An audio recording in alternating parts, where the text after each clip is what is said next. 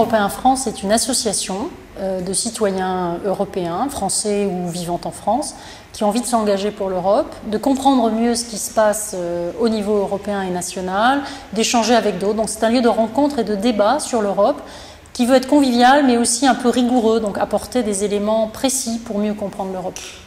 Je crois que le mouvement européen défend une Europe qui respecte la diversité des peuples qui la composent, mais qui a la volonté, par l'échange, par le dialogue, par le débat, de faire en sorte que nous trouvions les moyens de vivre ensemble.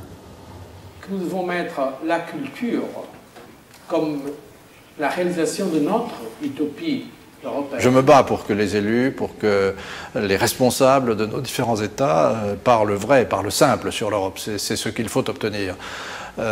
Mais pour ça, il faut qu'ils y croient. Et pour ça, le mouvement européen a un rôle fondamental à jouer en rapprochant des élus de bords différents, de familles politiques différentes, qui toutes sont attachées à la construction européenne, en réunissant auprès d'eux, autour d'eux et avec eux, des représentants de la société civile, des représentants des provinces, des représentants de l'économie, des représentants de Monsieur Tout-le-Monde, Madame Tout-le-Monde.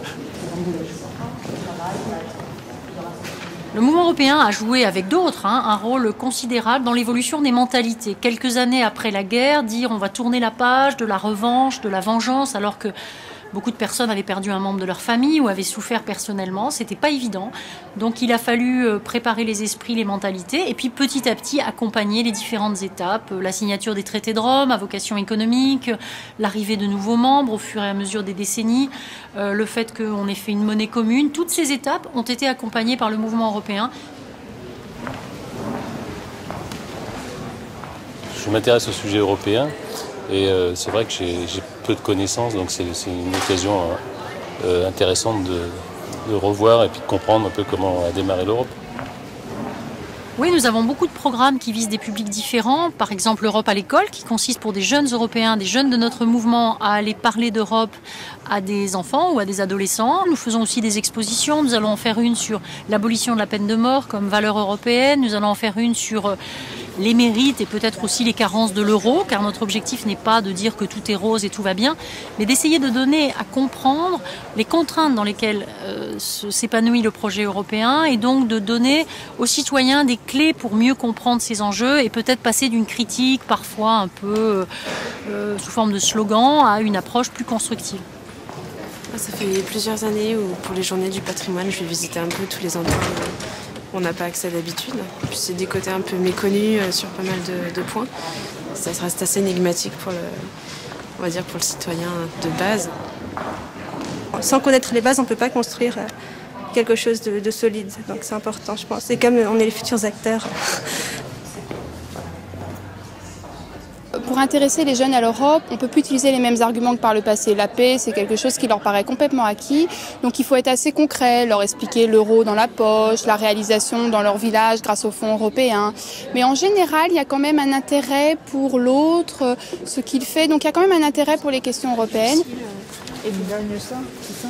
Souvent, on dit, bon, Bruxelles a fait ceci, Bruxelles a fait cela, mais oui, je pense que c'est pour les gens, c'est trop loin, c'est pas assez concret. Je pense que c'est important de montrer le mécanisme de l'Union. Nous devons aller vers le mouvement européen, France, Belgique, Italie, n'importe, mais le mouvement européen a vraiment une capacité unique de nous transmettre ce qui ressent sur le terrain et après de retransmettre sur le terrain ce qui ressent d'ici. Je ne pense pas que l'Europe puisse se construire sans les citoyens. Si jamais on fait tout ça d'en haut, les gens vont finir par mal la comprendre et peut-être mal l'aimer. Alors que si jamais on l'explique et qu'on va plus près des gens, les gens vont d'abord voir ce qu'elle a fait de bien et ils vont avoir l'impression de participer, peut-être que ça va leur donner envie de s'engager et c'est ainsi qu'ils apprendront à l'aimer.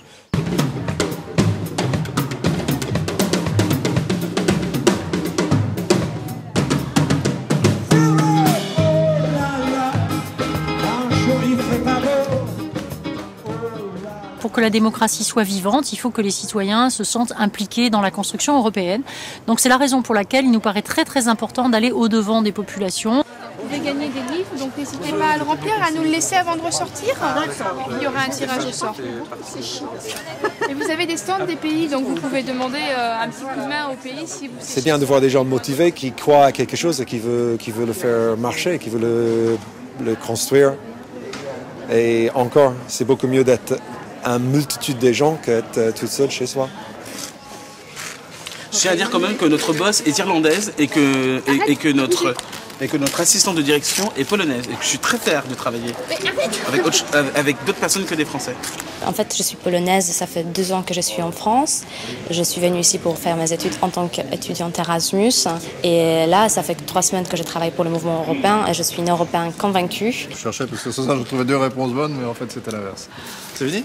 Oui, je pense que rien n'est acquis. Je pense que c'est important que les jeunes s'engagent, surtout ceux qui ont profité de cette mobilité, les gens qui pensent que c'est acquis pour toujours. Je le dirais qu'il faut s'engager au mouvement européen ou dans des associations qui promeuvent l'unité européenne. Si on n'avait pas l'Europe, nous n'en serions pas là où nous en sommes. Ça fait 50 ans que l'histoire européenne nous aide, nous Français, dans la construction du social et de l'économie, et demain, je suis sûr, dans une Europe du développement durable.